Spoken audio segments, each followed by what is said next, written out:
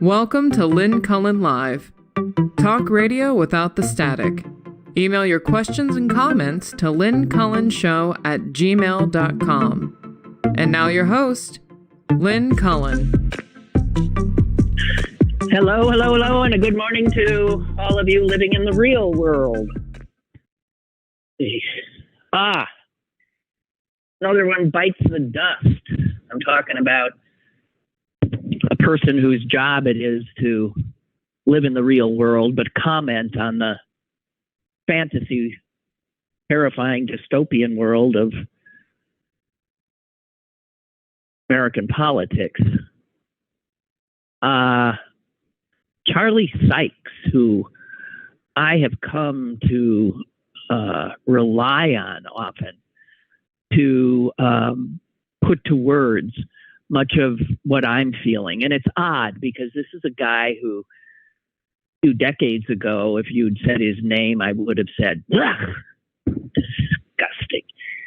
Because he was a, right-wing Republican radio talk show host in Milwaukee, I believe. And then Trump came. And he saw the light. And I've often said that the people I find myself listening to are the ones that used to be Republicans, who are now so terrified and enraged and geared to fight for their country. These are the people that so often speak for me.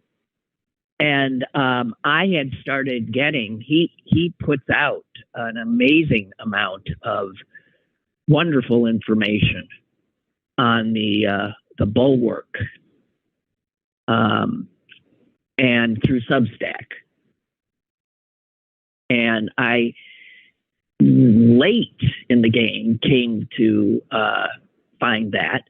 He puts out a piece called Morning Shots, a newsletter. And it's usually, it's substantial and just filled with smarts. He drops it right before my show starts. And I saw yesterday that he can't do it anymore. I'll read some of what he has said. What a good guy.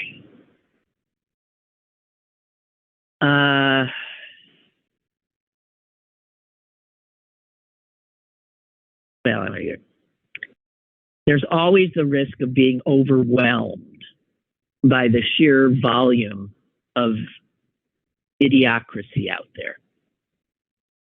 Believe me, we all know that. But he, like me, traffics in that. So we have to stay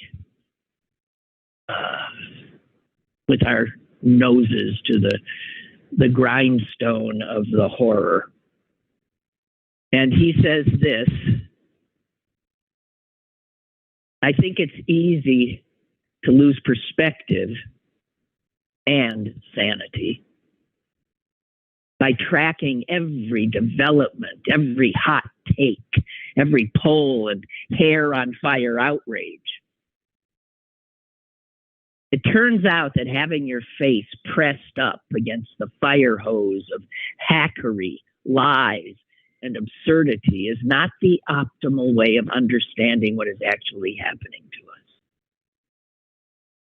Losing our minds is not the way to win this fight. And so he's pulling back. And I don't blame him. He'll be back. I mean, he won't be able to stay out. He says he'll still make some appearances. He pops up on MSNBC. But he cannot keep putting out this 6 days a week newsletter and and the podcasts that he does and all, he just can't do it. He's burned out. But he wants to stay in the fight. I will miss his voice. So he says, I really hope that I can get a better perspective by just stepping back a bit. He's just going to slow the pace of his verbiage and his takes on what is happening. But wow, I will miss him, and it's surprising because I used to really not like him. Why? Because he was on the other side, and one of those gazillions of Republican radio talk show people. But he was never like the total crazies. Obviously, he never was. He would be incapable of that. He's clearly such a fine human. But his politics tend to be, he would put himself on that spectrum that I say doesn't even tell the story anymore. He would put himself at center right, center leaning right. And I think that is proper positioning. But that this guy who is center leaning right and me who's center left, that's probably where I am, honestly. We have been pretty much on the same ground ever since Trump came onto the political scene. I will miss him. Another voice I found, though, on Substack, and I recommend to you, is Kareem Abdul-Jabbar. Truly, I was always a fan. I was a fan of his as an extraordinary athlete, but I became a fan as I began to hear things he would say, and to see that he's clearly just an incredibly smart cookie and a thoughtful, good soul as well.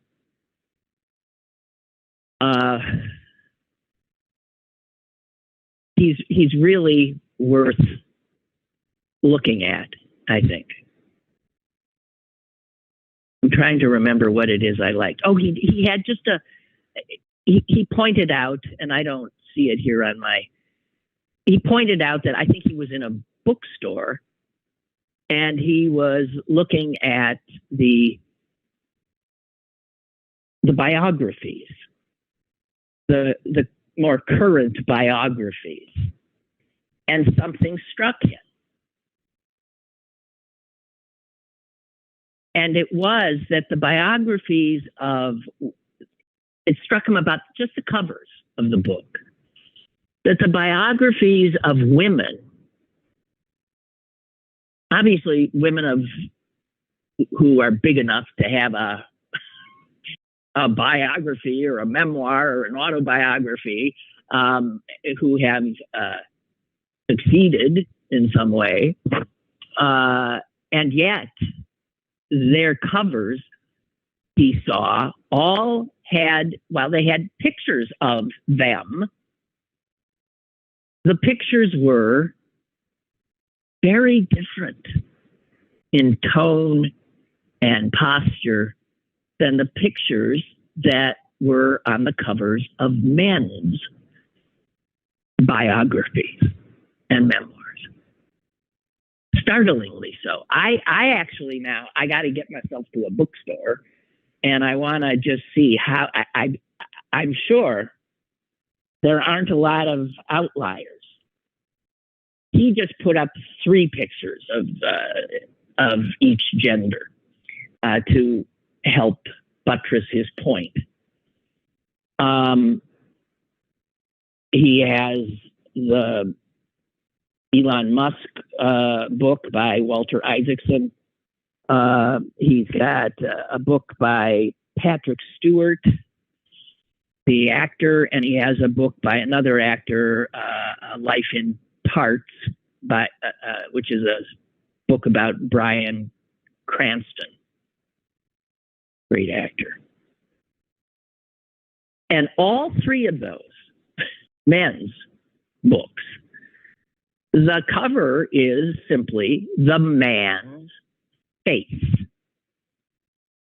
looking directly into the camera.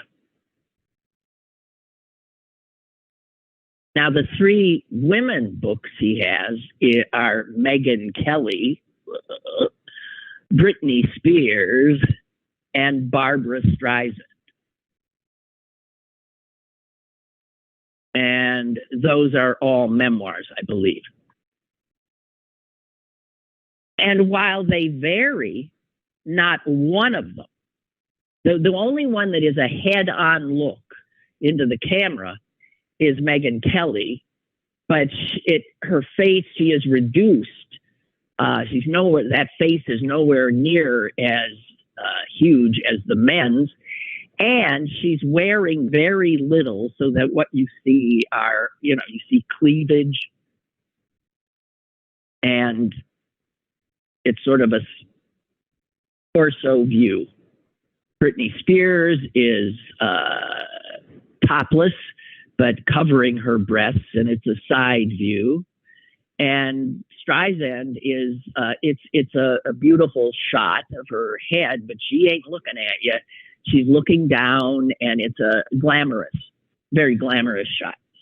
And so Jabbar's looking at this, and he's saying, wow.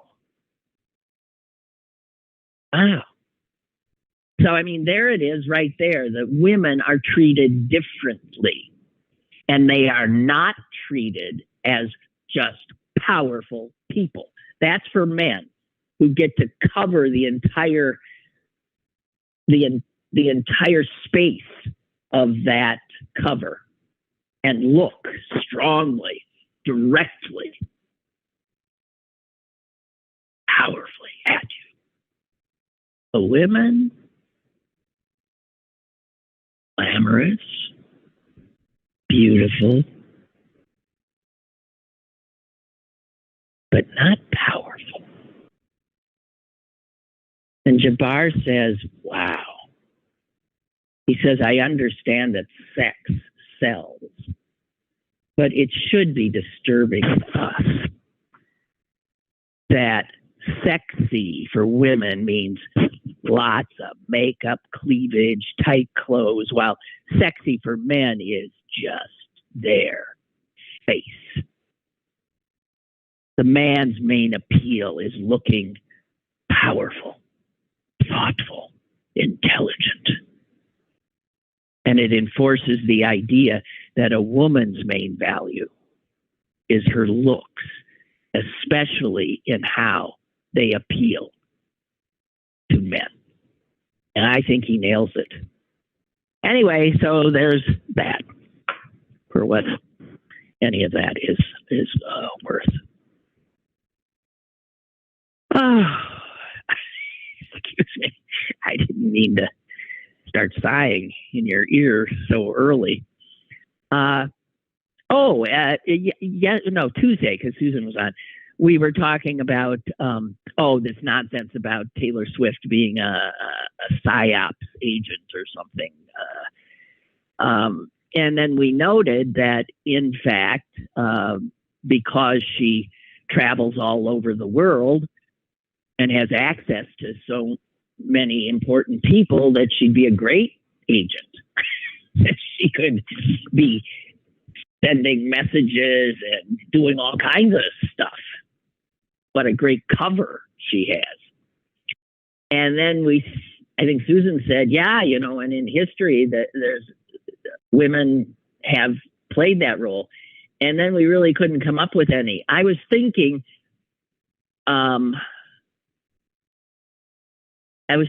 of Josephine Baker, but I didn't say her because I thought I wasn't sure about that. And then lo and behold, it's so odd.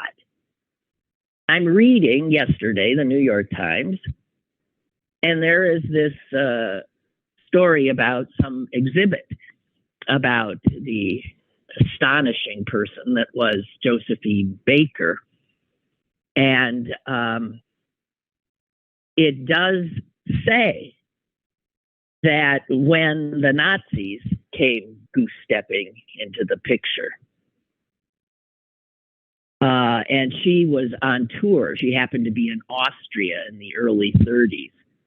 And she was not welcomed by the powers that be. And they insisted that while she was performing, that all the church bells in the city should ring to drown out her performance. And then back in France, where she, of course, lived, the Nazis came goose-stepping into town, and she was totally barred. She's lucky she wasn't shipped out. She was totally barred from performing, as were, of course, all Black and Jewish performers. And she joined the French Resistance, which I thought, but wasn't sure. And I didn't know if she actually did spy stuff, but she did. She joined the French Resistance, it says here, and collected intelligence while performing in North Africa. And she would smuggle back information written in invisible ink on her music sheets.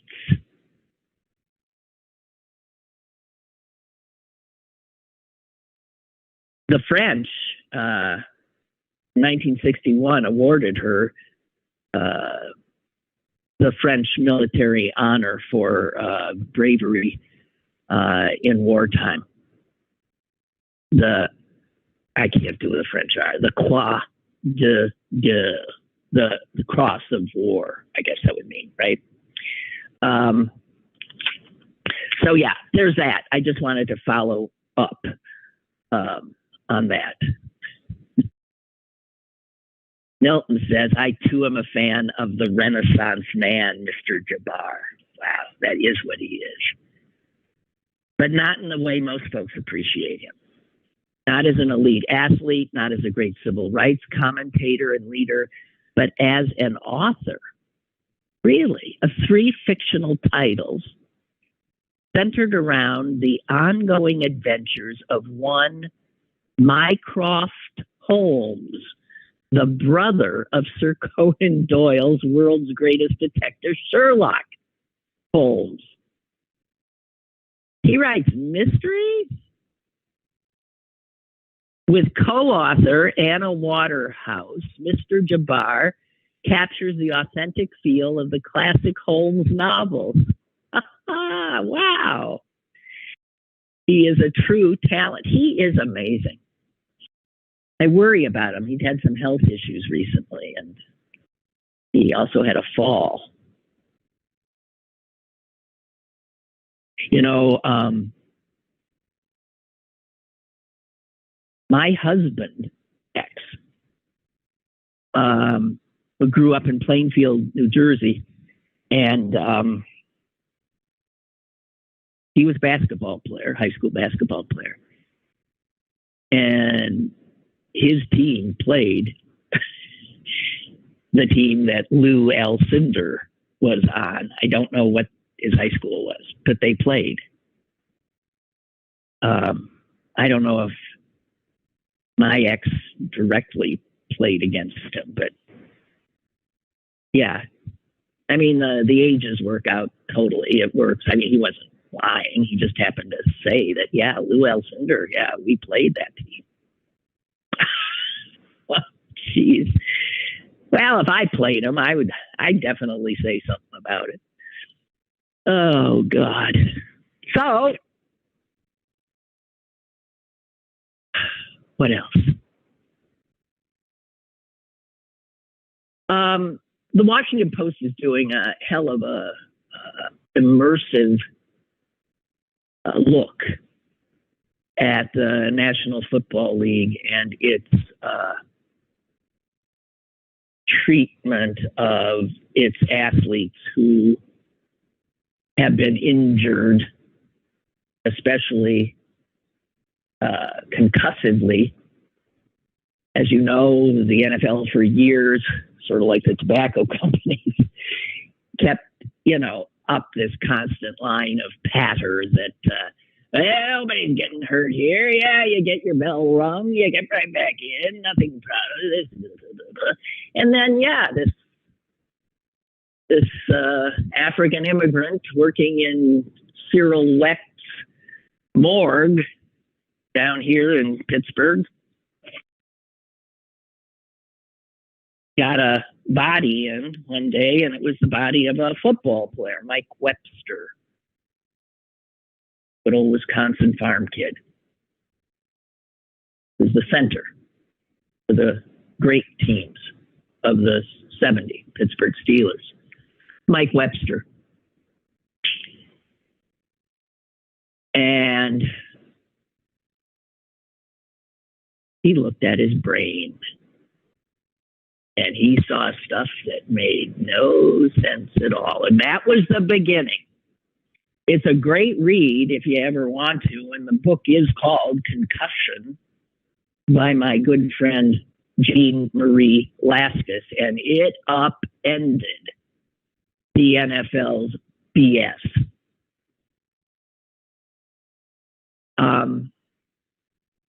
And so, as you know, eventually they owned up, they fessed up. There's now constant research going on about the impact of the impactful sport of football. And the Washington Post is looking at the fact now, looking into it, that former players who apply for the benefits that the NFL agreed to pay out to any players that were injured in this way. And this is all the result of a class action suit. And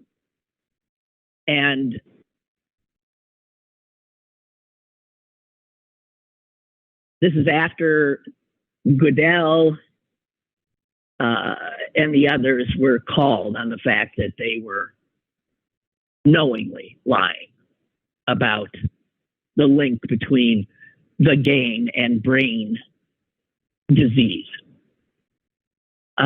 So what the NFL did supposedly in that settlement is it agreed to pay for medical care for any retired player who developed dementia or several other brain diseases linked to concussions.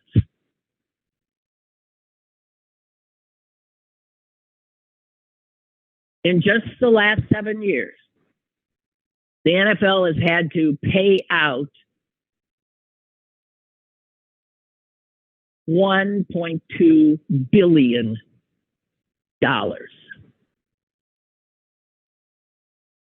But that number should be a lot higher. What the Post is discovering is that the NFL is denying a lot of players who do qualify. And it's just, when you read the actual, when it gets humanized, I mean, you just can't believe it. The Washington Post, in doing this research, identified at this point 14 players who failed to get settlement money or any medical care and then died and were autopsied. Their brains were autopsied, and all of them had CTE, which is what we call the impact. I think that stands for chronic traumatic, some long word like encephalopathy. Anyway, but that's what it was. So those players were denied the money they had coming, which could have ameliorated the financial and other costs. And among them, they say, was the sports broadcaster Irv Cross, Hall of Fame defensive end Claude Humphrey, and Super Bowl VII MVP Jake Scott.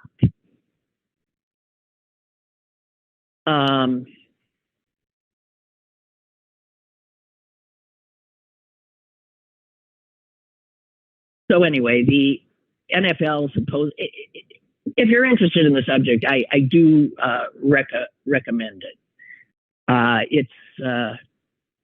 It's infuriating, though. And when we realize the power and wealth of this entity, I would imagine it is the most lucrative entertainment, and I'm going to call it entertainment, not sports, the most lucrative entertainment complex, or whatever it would be called, in organization in the world. That's my guess. I mean, maybe it's European soccer, but my guess is the NFL.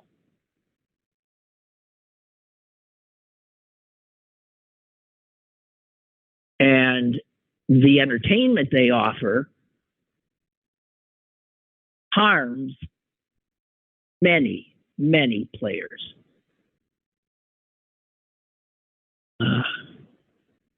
Which they denied until they couldn't anymore. So I just want to say, I mean, I have such,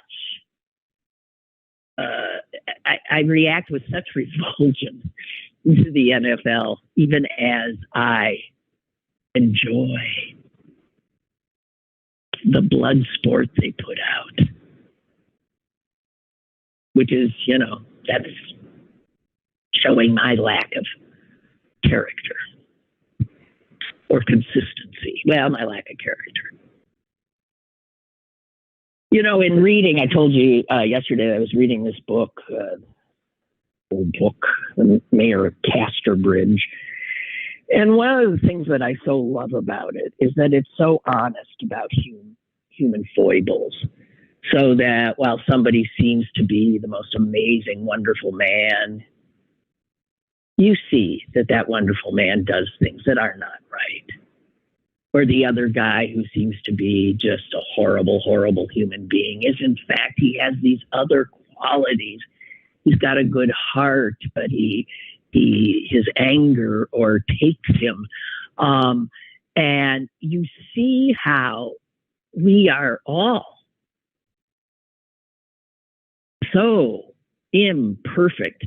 And that's one of the reasons I so hate the kind of thinking that most people are intent on staying with, which is binary, which is you're either good or you're bad. And that's just not reality. That, again, is living in some manufactured reality that doesn't exist. I mean, obviously, it's unreal. What is real is imperfection, complexity, hard to put your finger on. 1 minute a hero, the next minute a thug.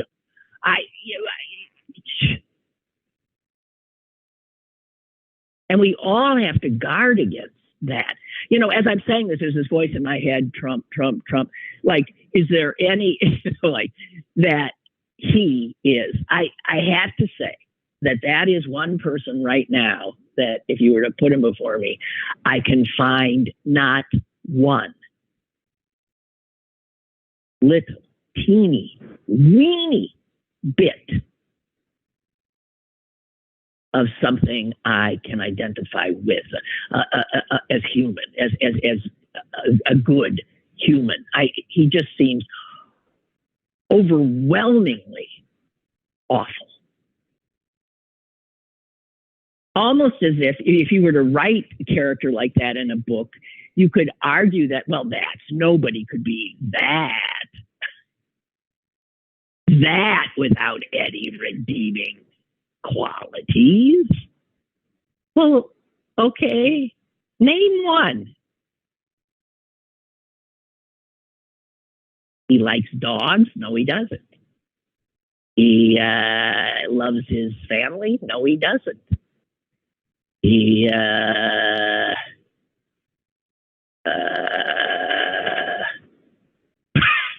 serious. Seriously, if any of you can, and I won't even argue the point, if you can come up with anything that you could say shows that Donald Trump is not 100% vile, I'd love to know what it is.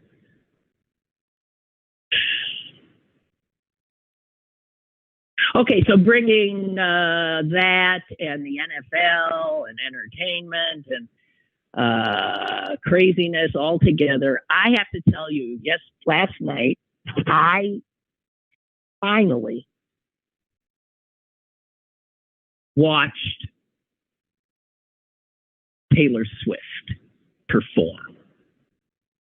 And this is that documentary. I don't know if it's a documentary. It's just the video, the film that's been put together from her current tour, the Eras tour, it's called. And it's available for rent. And I've been meaning to, because I have to tell you, I don't know what her voice sounds like. I mean, I didn't know what her voice sounded like. I might have heard it, but I didn't know it was her. I didn't know any of her songs, seriously, even though she's won 1 million Grammys. And that's because, you know, I aged out, and I'm not living with a young person who's into her. You know, when I had a young person in my house, he got into all kinds of music, and I, you know, it wasn't foreign to me. So, like, you know, rap, for instance. I was a little more comfortable with hip hop and that, because my son schooled me in part on it. He would roll his eyes around and say, "Oh yeah, right, you're schooled." But so I last night started watching that thing. It's long. It's like 2.5 hours. I only got a half hour in, and I had to watch it. So, and then when I came back, I just didn't feel like doing it more. But you know, and I don't even know if I'll finish it. But here's the little bit I saw.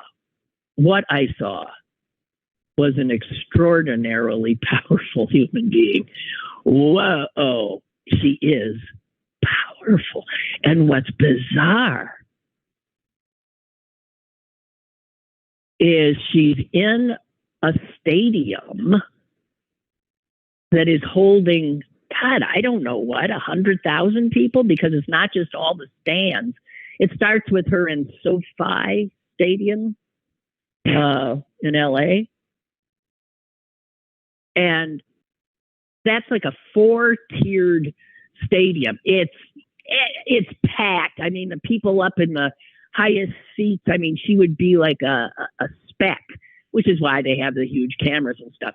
The staging is remarkable. And then there's people all sitting on the, you know, what would be the field. So it's huge. And she has them in the palm of her hand. And what is odd, when I watched, I thought, wow, do you know what that would feel like? Stop and think about it. Because imagine yourself standing by yourself on a stage with a spotlight on you, with over 100,000 people just staring at you, and you are there to hold them in thrall. And she appears to be so comfortable, so relaxed, so real, that what I was first blown away by was that in that huge venue, she managed to project an intimacy that would affect every individual in there. It was an intimacy that comfortable. Now, to be able to do that, you gotta be something else. Now, the music, I'm not into this current kind of pop music. It doesn't, because I'm old and I have my own sense of what gets me bopping around, but I can, nothing wrong with it. What I found powerful about the bit I saw were the lyrics. And she writes. My God, this woman writes all her stuff, I guess. And that also begets this intimacy and power, because she writes about her life, and she's been writing about it since she was a teenager. So she writes about what it's like to be a teenager, a girl, a student, a girlfriend, a spurned girlfriend, or whatever. And it's so honest.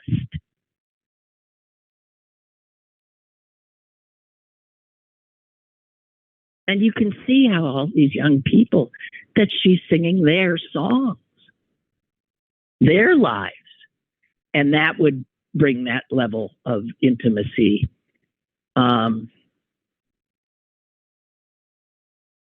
And she's very honest with them. She says almost right off the bat, when she finishes her first song and they go berserk, she says, "You make me feel so powerful." Now, for a woman standing in a spangled bathing suit in boots, to say, "You make me feel so powerful," and have it be absolutely, yeah, exactly. Well, babe, you are, and we love you. But there was nothing aggressive in her sense of feeling powerful, but she was loving it. And then she goes on into this thing of how women, girls like her, aren't allowed to be powerful.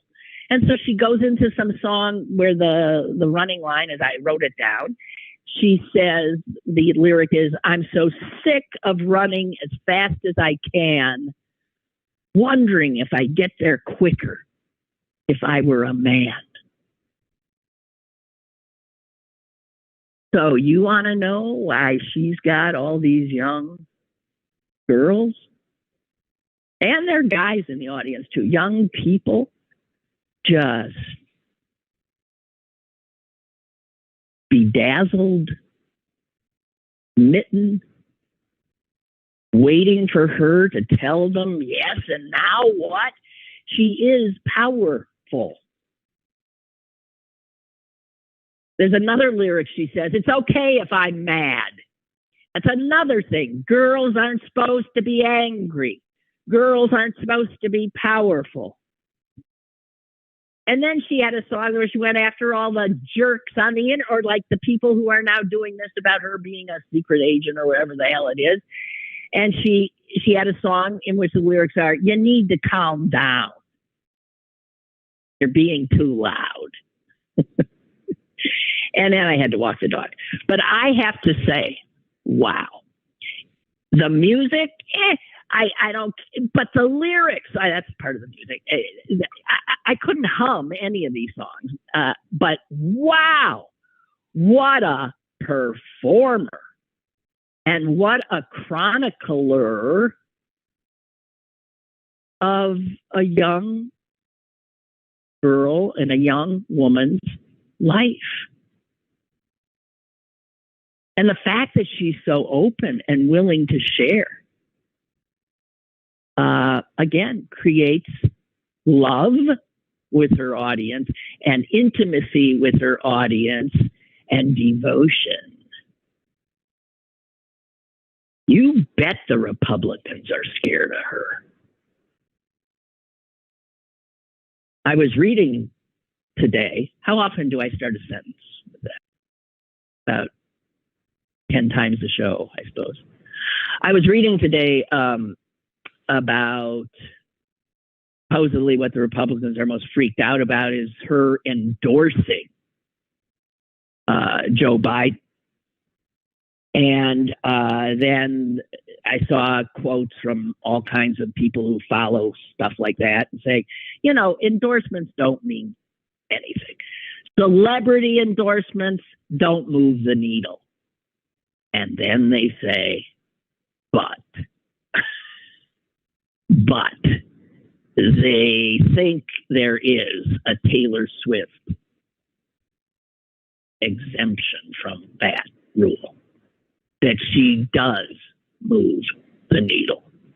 And they can see it on one time when she told her, a whole crowd, you got to vote. She didn't tell them who to vote for. You got to register to vote. And I guess however you register online or something, it like went off the charts the next day. She was saying one thing. There were like 30,000 young people that registered to vote. What don't Republicans like in elections? Voters. That's why they spend a lot of time trying to suppress the vote in any way that they can. So this Taylor Swift is a genuine threat. And I must say, speaking of threats, some of these people who on Fox and on the right are saying things that sound like threats to her. You stay out of this. You don't belong. We're warning you, you stay out. Things like that are being said. Well, that's right. When all else fails, send in the thugs. I don't see this woman being intimidated by anything. She is something. Caller, hello. Hi, Lynn, it's Beth. You should have saved this conversation for next Thursday, pre-Super Bowl, Taylor Swift, football, concussion. Yeah, right. That's true. I'm a little ahead, huh? Just a week or so. But, you know, I love that you're bringing up, and you brought up one of my favorite songs of hers. And I implore you to go on YouTube and watch the video for that song. If I Were the Man, I'd Be the Man. The video is unbelievable and the story is fabulous with it. Well, the way they do it, and have you seen this movie? No, I've not seen the movie. Well, the way they do it is, she goes from, parading around in that spangled, bathing suit thing. And then somebody puts this big suit jacket on her. And so then she's a man. She's got broad shoulders. She's got the jacket on. And she starts up. And there's a lot of, there's like men who make their appearance in the way she presents it. And they look like a bunch of howling idiots. And it is really well choreographed and done. It's wonderful. But I will seek out the video. Great song. The other line I love in there that, if she were the man, about Leo, no one ever talks about him dating the multitude of 20-year-olds, but yet her every, foray of romance seems to be some scandalous thing. Right. And also her concert this year, which I love this thing, her concert brought in $4 billion into the U.S. economy. Okay. And the next closest was, I think, 3-point-some billion by Beyonce. So you have to love it. It's these mega women that are doing this. Yeah. And on another financial front, I saw yesterday in Forbes, her involvement with Kelsey, the NFL has figured just her being now involved, it was like over 300 million the NFL has made off of just this association with Taylor Swift. That's unbelievable. She just, wow. Yeah, I mean, she definitely has the Midas touch. She seems to have still the humility, but also, yeah. And you know what? Because look at it, she was brought up as a child actor on one of those Disney shows. She was?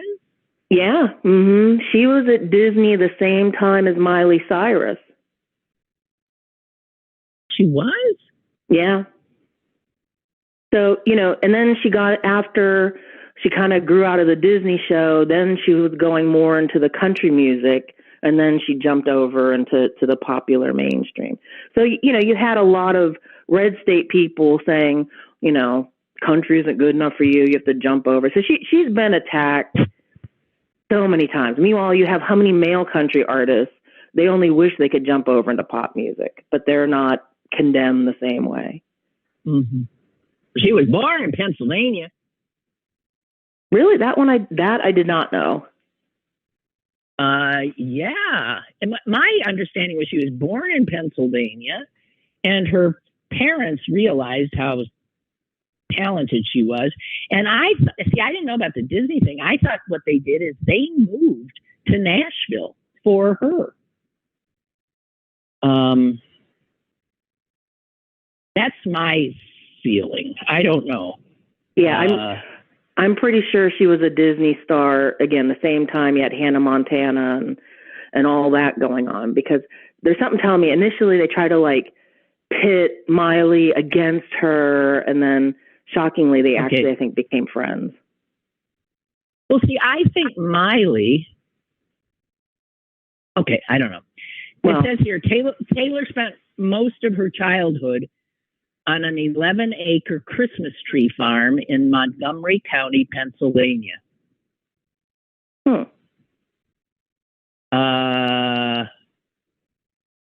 And I don't know. All right, I'm gonna go. I'll do some research. Check it out. I'm not. I don't know. Yeah, but yeah, we can claim her. Well, hey, that's a good claim for Pennsylvania. Yeah, I agree. Okay. Thanks, Lynn. Thank you, Beth. Bye-bye. Bye. And I've got a caller again. Hello. Hey, Lynn. It's Jonathan. Hi, Jonathan. Hey. So, I'm not a big fan of Taylor Swift's music. I can take it or leave it, but I'm a huge fan of Taylor Swift. Yes. Yes. For a few reasons. First of all, I'm friendly with a few people in local radio that, whenever she comes to town, they're with her, that kind of thing.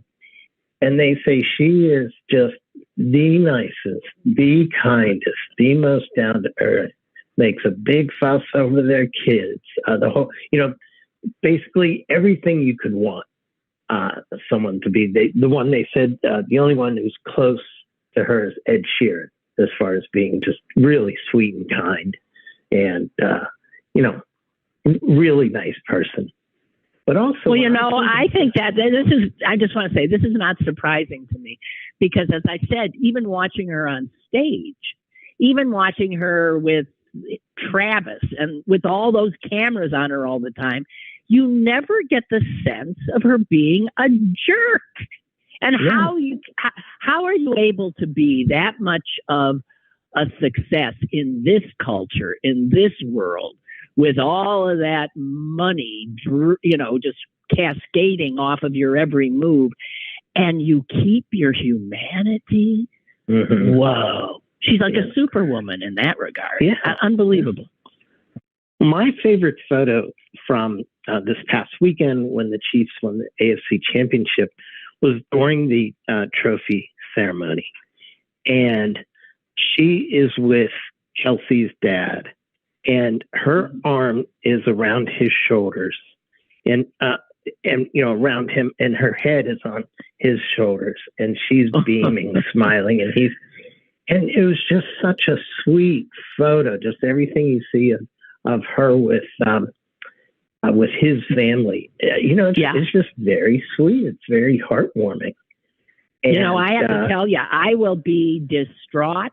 I will lose my mind if they break up.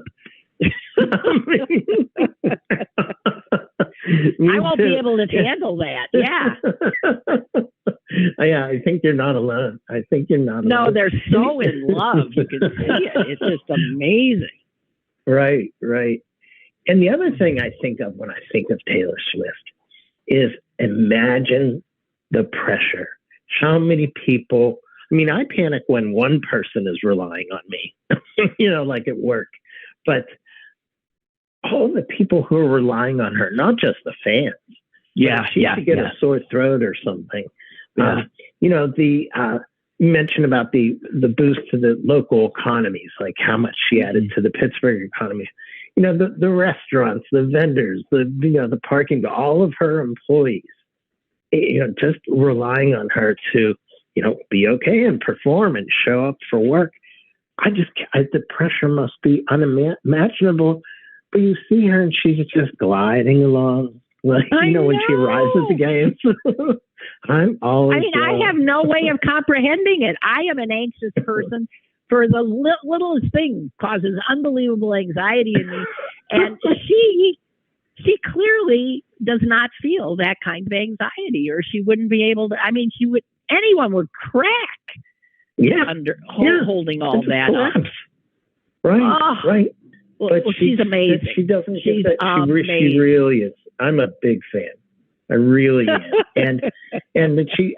Have you watched the show on CNN on Wednesday nights at 10? It's not every Wednesday, but most Wednesdays. It's called King Charles. It's with Gayle King and Charles Barkley. Oh, yeah. No, I have not. Okay, it's good. I like it. But they had Bob Costas on last night, and Charles Barkley was talking about the fact that, when you're a dad and you have daughters, you want to find things to do with your daughters because they're your whole world. And Charles was talking about all these videos he's seeing now of their little daughters who want to watch football with them so they can see Taylor Swift. And it's giving them something to do, and they're explaining, Daddy, what's a screen pass? And all this stuff. And it's just, and he said how anybody can hate on this joy, this obvious joy that this couple is feeling, and all this warmth. It's wonderful. I love it. Yeah. Never. The Republicans just know how to show how awful they are. And how to turn people off. It's just unbelievable. They're really skilled at it. It's impressive. Yeah, they are. It's extraordinary. God bless them for it too. Yeah.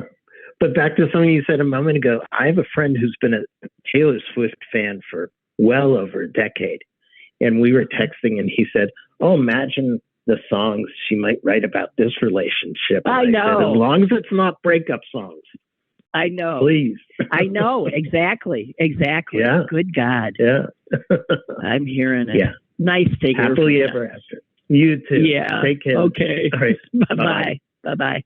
Hey, Beth has written back and she looked it up, and she didn't, she wasn't a Disney kid, but she did contribute the song Crazier. I don't know what movie's that in, and made a cameo in the Hannah Montana film in 2009. So, Christmas Tree Farm in Montgomery County, PA, and then to Nashville. God, I got so much here to talk about, and we didn't get it in. Hey, Tracy, thank you for that. Tracy sent me a Taylor Swift documentary about her. I will definitely check that out. Thank you. Now I'm a Swiftie. But like Jonathan, it's not the music.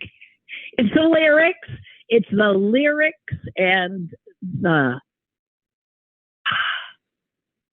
the person. She's amazing. So I came upon this little tidbit. I guess I'm just going to do this. And even though we got so much else to talk about, I'm avoiding the biggies. Oh, no, I can't. I want to get this in.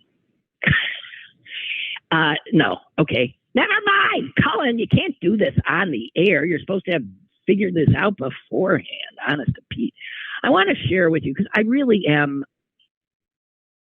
upset about what is going on with the Republicans and Ukraine funding being tied to the border stuff, turning down the border bill when, in essence, doing nothing, trying to make things worse on every front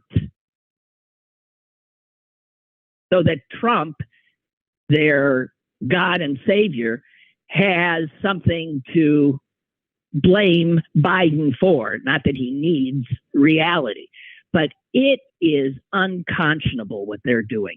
And I came across some of what a senator said to the other senators in this regard. And this is the senator from Maine, Angus King, who is not a Republican and not a Democrat. He is an independent. And he went after him about the Ukraine aid. Because I got to tell you this, well, I'll let him speak. He said this: whenever people write to my office asking why I am supporting Ukraine, I answer, Google Sudetenland 1938. We could have stopped a murderous dictator who was bent on geographic expansion at a relatively low cost. We did not. The result of not doing so, we now know. 55 million people dead. And he went on to say, this vote, which is the vote on the bill that they're gonna destroy, the border and Ukraine aid, he says, this vote to support the people of Ukraine as they fight for our values will echo throughout the history of this country and the history of the world for generations. If we back away, if we walk away, pull out, and leave the Ukrainians without the resources to defend themselves, it will compromise the interests of our country for 50 years. It will be viewed as one of the greatest geopolitical mistakes of the 21st century. And then he goes on to make a bigger point, and another point that is important.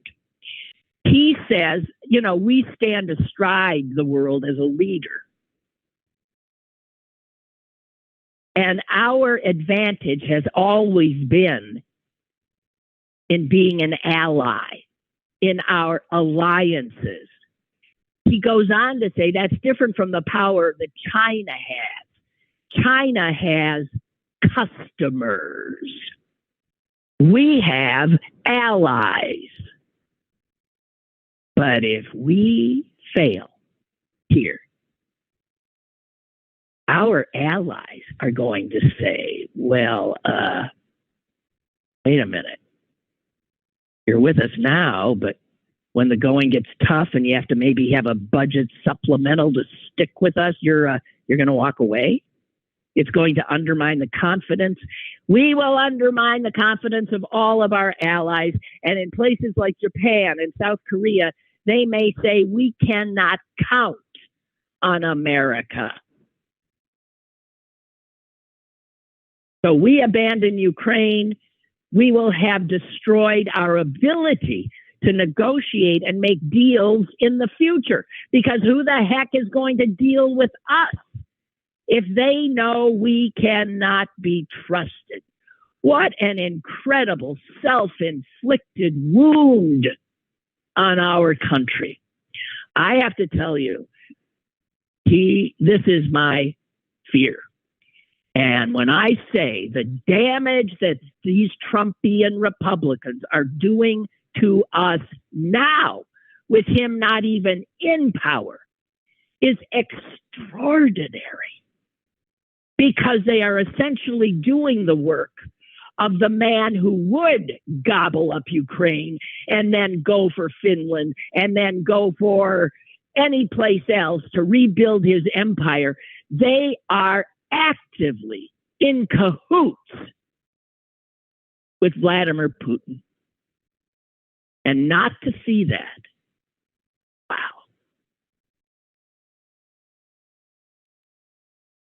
Wow. All right. That's all I got. That's not all I got, but that's all the time I got. Okay, guys. Upset myself now. I'll talk to you on Monday. God. Bye.